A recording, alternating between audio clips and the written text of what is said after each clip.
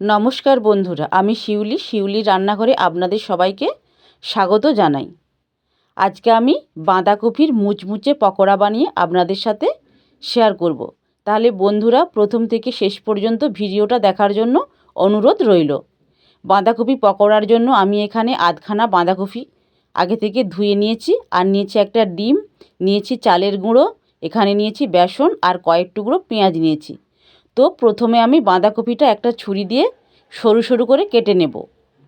বাঁধাকপির এই মাঝের অংশটা আমি বাদ দিয়ে দিলাম। এই পকোড়া খেতে একদম দুর্দান্ত লাগে। তো একটা ছুরি দিয়ে আমি সরু সরু করে এইভাবে কেটে নেব।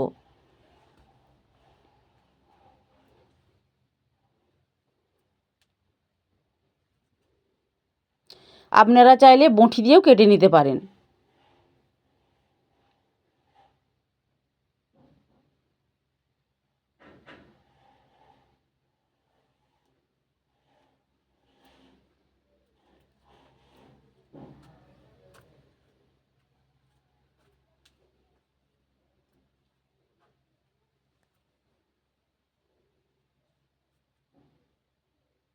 তো সব বাঁধাকপিগুলো আমি এখানে কেটে নিয়েছি। এইবার একটা পাত্রের মধ্যে তুলে নেব।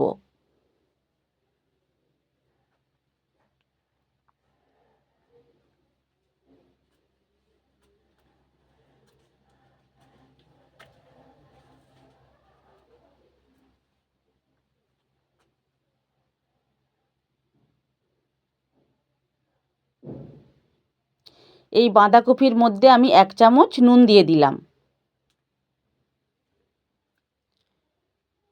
দিয়ে হাতে করে একটু মাখিয়ে নেব।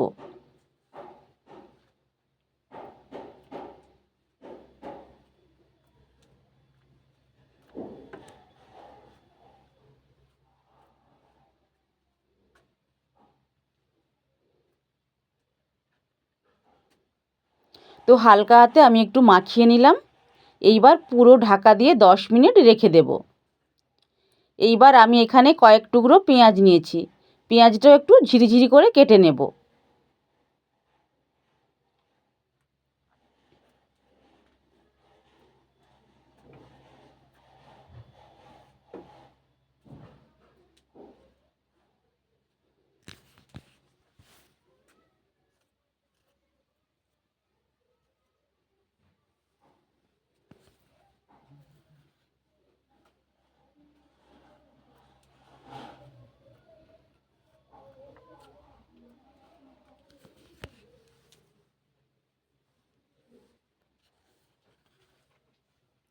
তো সমস্ত পেঁয়াজগুলো আমি একটু কেটে নিলাম।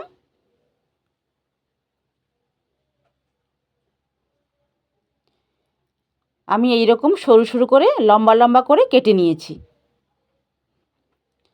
এইবার পেঁয়াজগুলো একটা পাত্রের মধ্যে তুলে রেখে দিলাম। এইবার দুটো কাঁচা লঙ্কা ছোট্ট ছোট্ট করে কেটে নেব।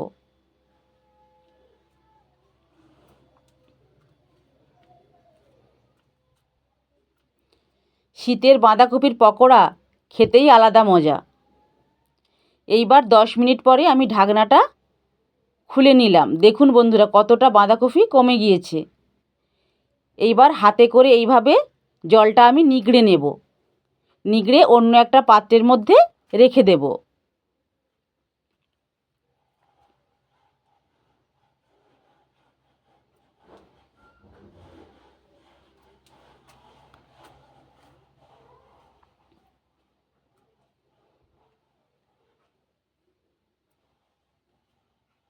দেখুন বন্ধুরা কতটা জল বেরিয়েছে বাঁধাকপি থেকে। এইবার এর মধ্যে কিছু জিনিস আমি মিশিয়ে দেব। প্রথমে দিয়ে দিলাম পেঁয়াজের কুচি, দিয়ে দিলাম কাঁচা লঙ্কা কুচি, দিয়ে দিলাম আদা রসুন গ্রেট করে রাখা, আর দিয়ে দিলাম ধনেপাতা।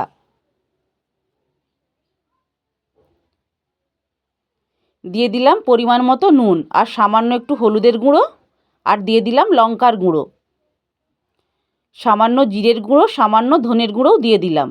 এইবার হাতে করে ভালো করে মাখিয়ে নেব।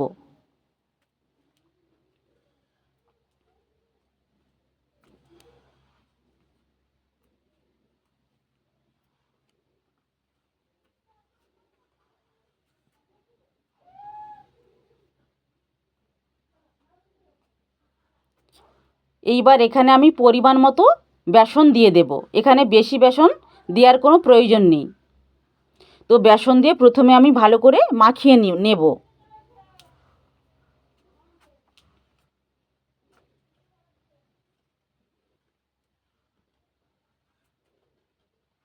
এখানে শুকনো শুকনো মনে হবে, কিন্তু কোনো জলের এখানে প্রয়োজন পড়বে না।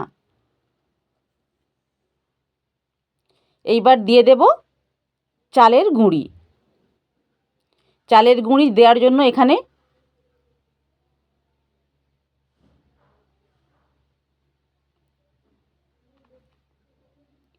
বাঁধাকপির পকোড়াগুলো অনেক খাস্তা হবে।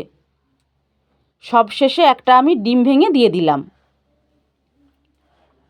এইবার সব কিছু একসাথে ভালো করে মাখিয়ে নেব।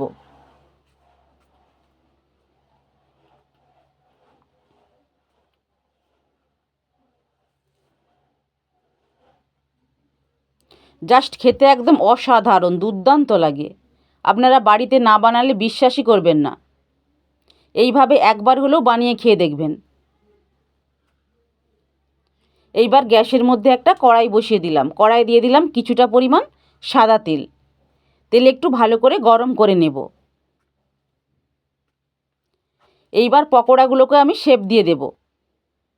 জাস্ট কিছুই নয়, এইভাবে একটু গোল করে একটু চ্যাপ্টা করে দিলাম।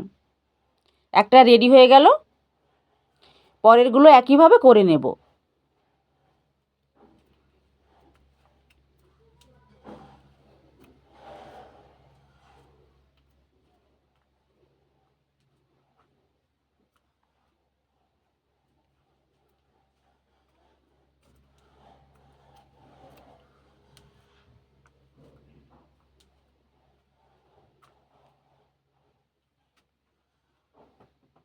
তেল তো এখানে ভালো করেই গরম হয়ে গিয়েছে। এইবার এক একটা পকোড়া দিয়ে ভেজে নেব ভালোভাবে। এইখানে পকোড়াগুলো একটু হাতে টাইম নিয়ে ভাজতে হবে। গ্যাসের আঁচটা আমি এই সময় লোয়ে রেখে দেব। এইবার উল্টে পাল্টে বেশ ভালো করে ভেজে নেব।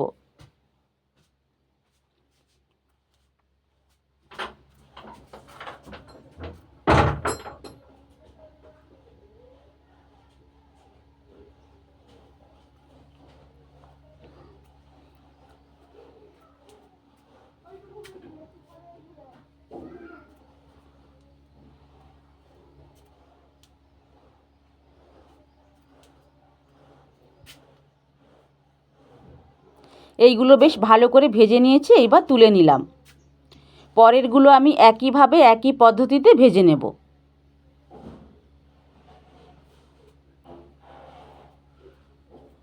দেখুন বন্ধুরা, দেখতে কতটা সুন্দর লাগছে, তাহলে খেতে কতটা ভালো লাগবে। পরের পকোড়াগুলোও দিয়ে দিলাম। একইভাবে উল্টে পাল্টে ভেজে নেব।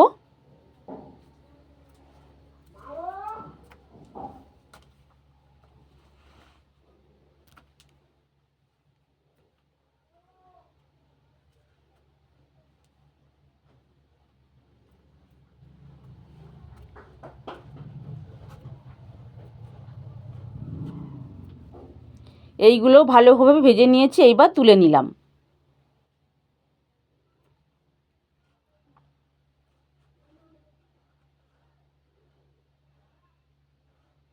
শীতের সন্ধ্যায় এই রকম গরম গরম বাঁধাকপির পকোড়া আর 1 কাপ কফি, জাস্ট একদম জমে যাবে।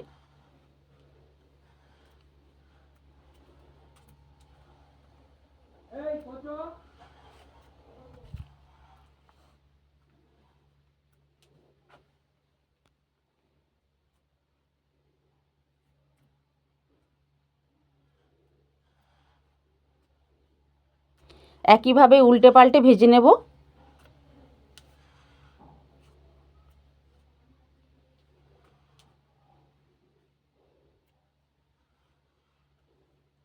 বাচ্চা থেকে বড়দের সকলেরই পছন্দের জিনিস এটা।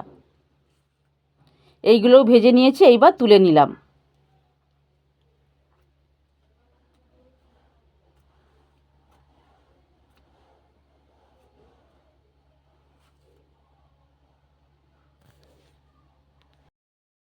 এখানে সমস্ত পকোড়াগুলো আমার ভাজা কমপ্লিট হয়ে গেল। দেখুন বন্ধুরা কতটা সুন্দর হয়েছে, একটা ভেঙেও দেখালাম। ভেতরটা কত সুন্দর। বন্ধুরা এই রেসিপিটা যদি আপনাদের ভালো লেগে থাকে তাহলে কমেন্ট করে অবশ্যই জানাবেন এবং সাবস্ক্রাইব করে আমার পাশে থাকবেন। নমস্কার।